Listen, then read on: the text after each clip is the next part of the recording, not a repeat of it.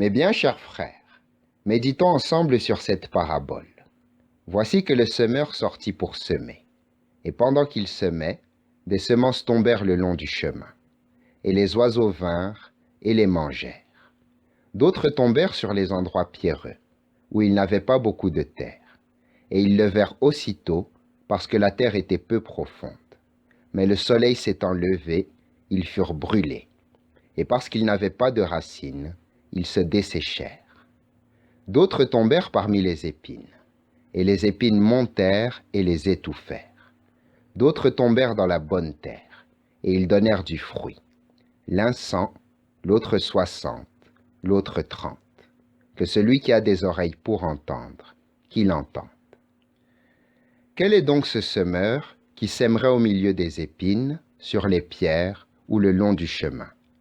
Si l'on prend la semence et la terre dans leur sens matériel et ordinaire, ce serait pure folie d'agir de la sorte, car il n'est au pouvoir ni de la pierre de devenir terre, ni du chemin de ne pas être un chemin, ni des épines de ne pas être des épines.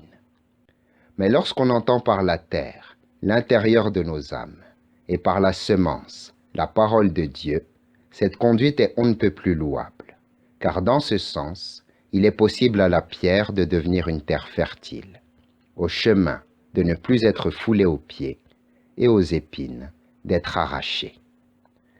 Voilà pourquoi, dans sa prédication, Jean-Baptiste proclamait « Ne présumez pas de dire en vous-même, nous avons Abraham pour père, car je vous le dis, de ces pierres, Dieu peut susciter des enfants à Abraham. » Quant au surplus de la semence qui est perdue, la faute n'en est pas à celui qui sème, mais à la terre qui reçoit la semence, c'est-à-dire à l'âme, car le semeur ne fait aucune distinction entre le riche et le pauvre, et entre le sage et l'ignorant. Il s'adresse à tous, faisant de son côté tout ce qui dépend de lui, tout en prévoyant ce qui doit arriver. Et s'il ne dit pas clairement qu'une partie de la semence est tombée sur les âmes négligentes, qui l'ont laissé enlever, une autre sur les riches, qui l'ont étouffé, et une autre sur les âmes molles, qui l'ont perdu, c'est qu'il ne veut pas nous blesser ou nous jeter dans le découragement.